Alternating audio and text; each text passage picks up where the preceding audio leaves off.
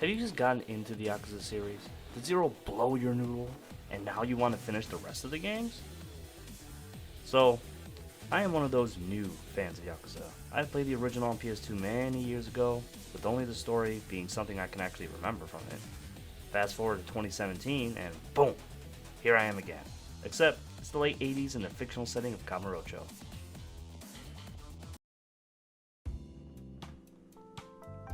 Yakuza, if you don't know, is at its core a beat-em-up game, one that is very similar to the likes of River City Ransom. Little dudes running around beating the crap out of stuff. You progress the game by getting into fights, revealing more of the plot and story, while also getting sidetracked with some of the best side quests in its genre. However, that's just what it is today, and what Yakuza used to be before Zero I found to be quite different. I can kind of understand why Yakuza 3 to 5 is considered, or at least advertised, as the Rise of the Dragon Trilogy, much like how the first games are also known in the West as Origins of the Dragon Trilogy.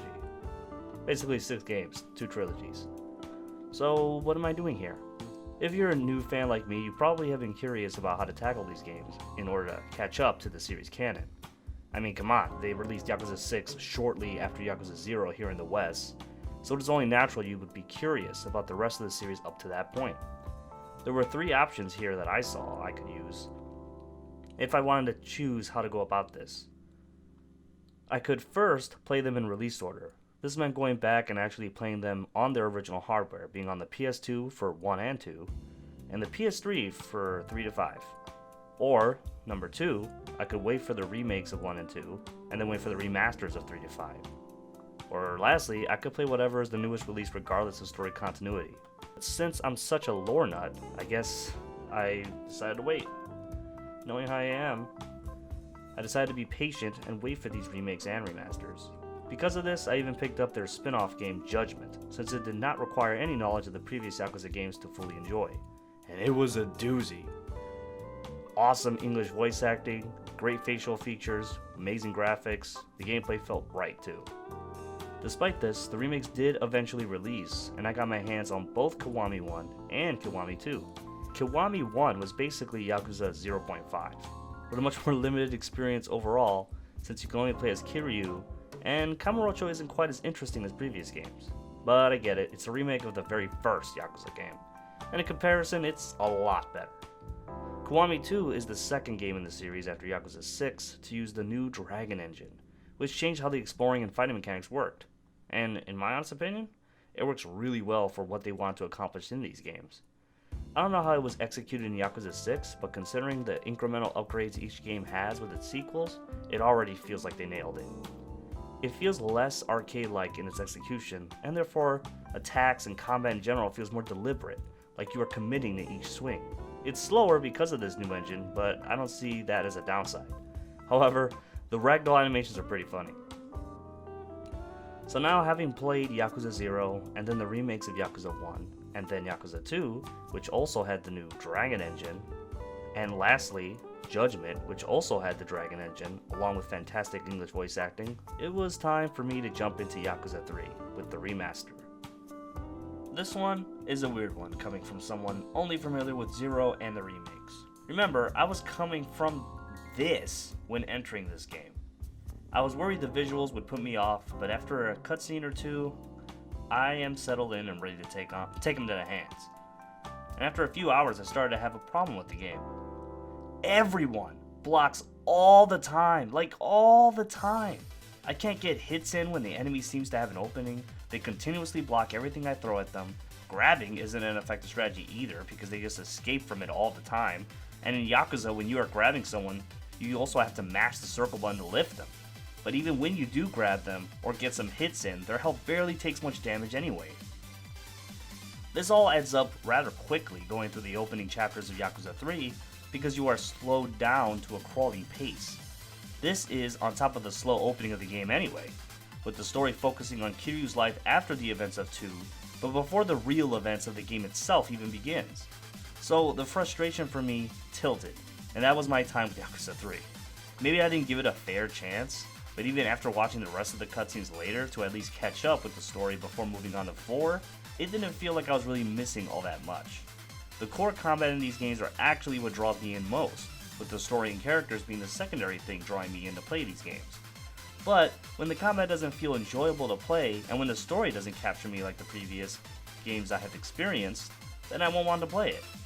Oh, and the game doesn't have pausable cutscenes, which may seem like a minor point since they are skippable, but in my experience, being able to pause the cutscene allows me to take a much needed bathroom or food break, or maybe needing to get something else done quickly before returning to the game. Not that it matters too much anyway, because you can't skip the talking events that normally take place as stand-in cutscenes when there is a lot to say. So with that, it's not for me. If you don't mind those things, or if what I find enjoyable about the Yakuza games isn't necessarily what you find enjoyable about them, then maybe you'll like it far more than I did.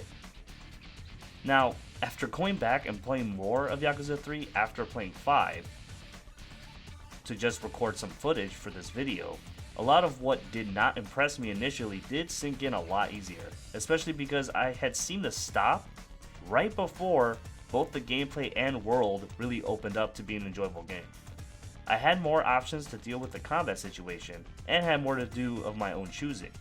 This was better in contrast to the early game where everyone blocks and you barely have any options to deal with it, and the story moving at a snail's pace.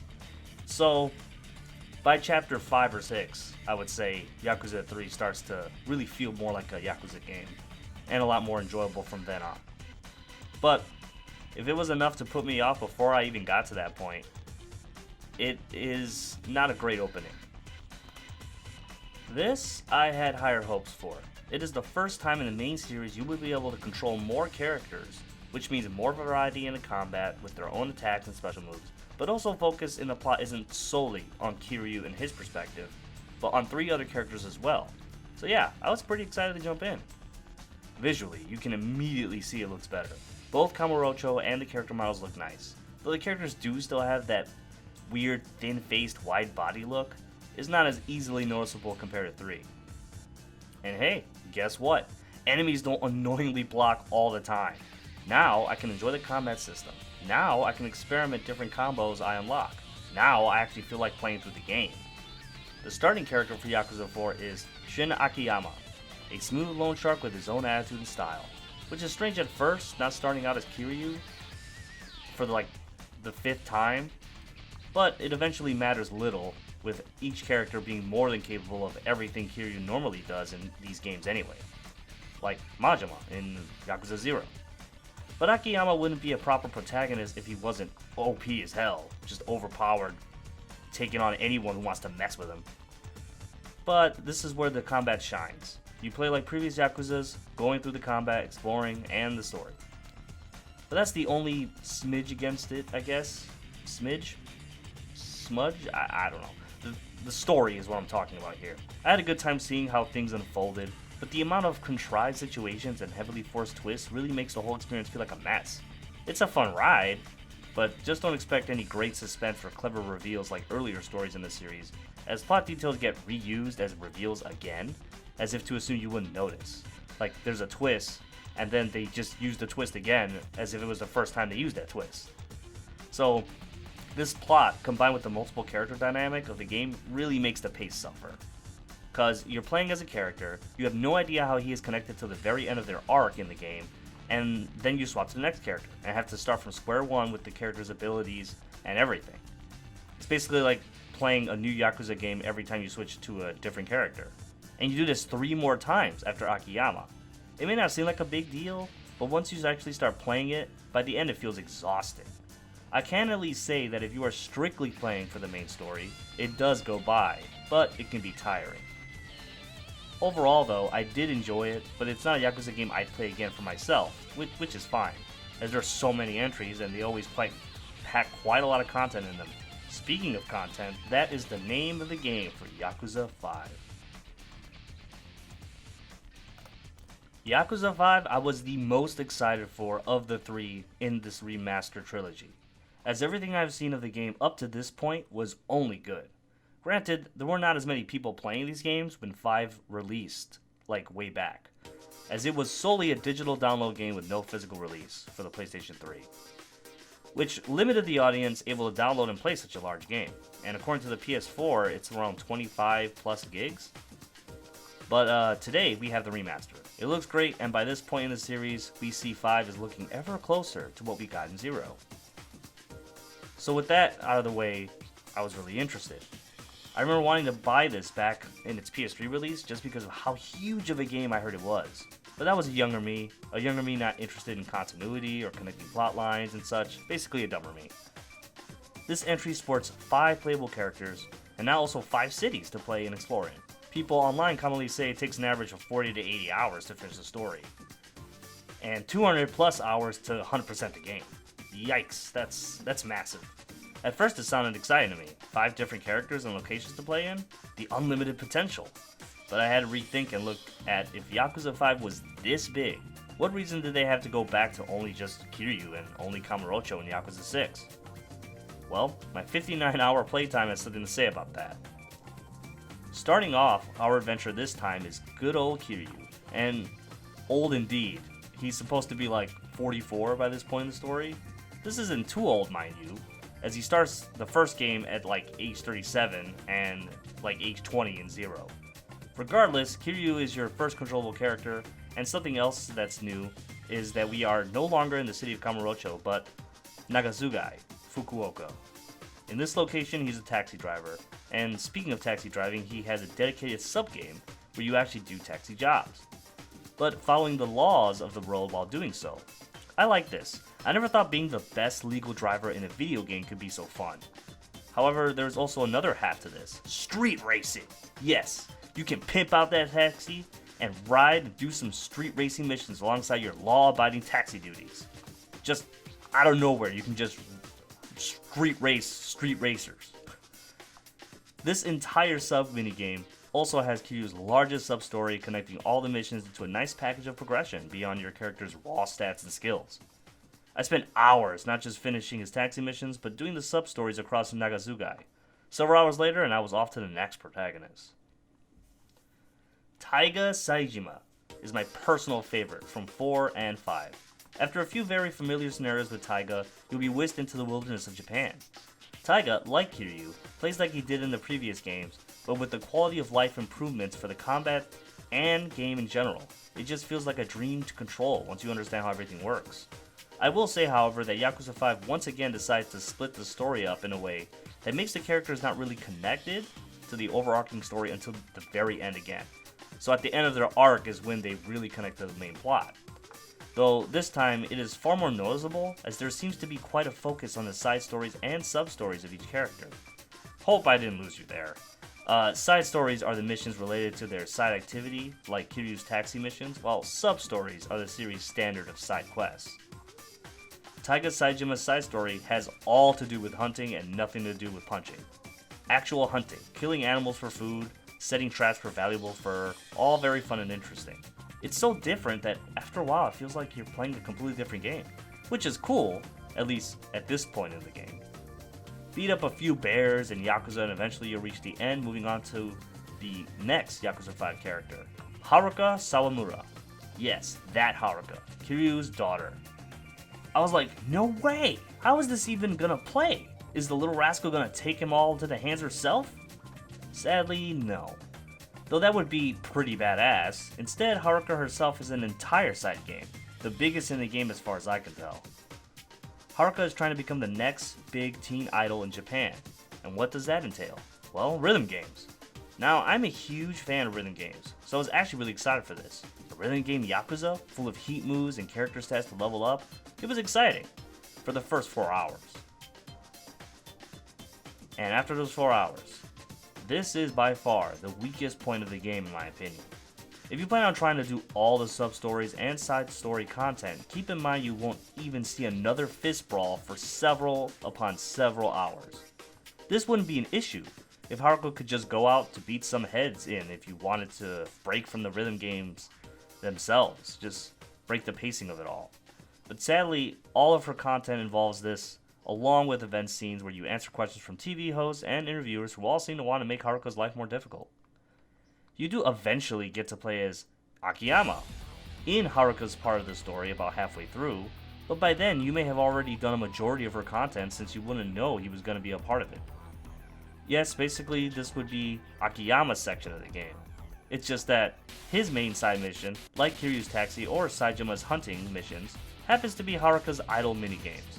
And since Haruka is treated like a major character, her roles in both the plot and gameplay department is quite large.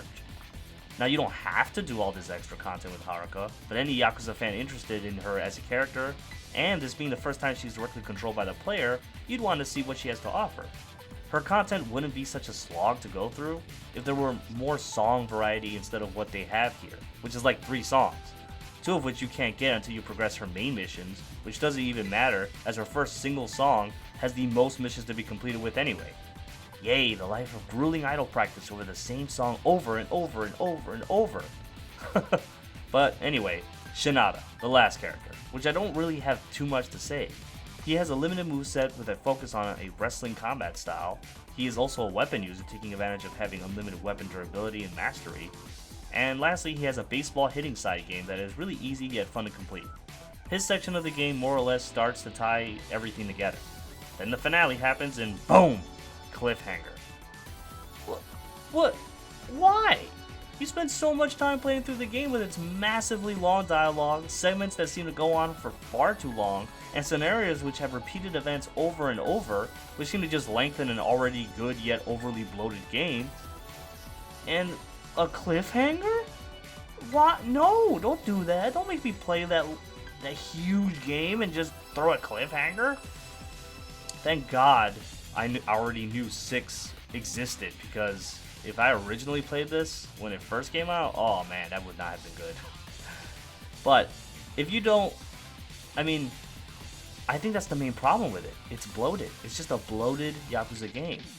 If you don't mind things in games taking a lot of time, or are more into completing a Yakuza game rather than just playing through one, this will offer a challenge on your patience, much like the RNG of Yakuza 4 did, with its pool and darts and such.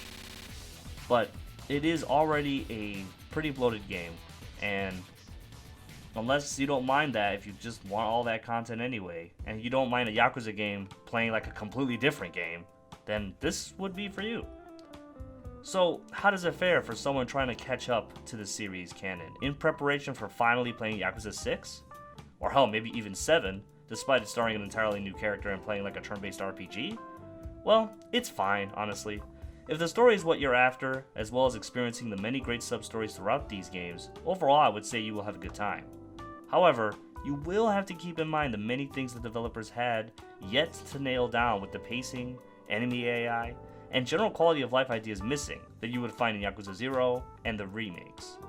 If you are planning to play these games, I recommend playing them on easy, as to not have those moments, where you absolutely are too weak to move on, and have to do some side content. By playing on easy, you'll be strong enough to just plow through it. Otherwise, have at it.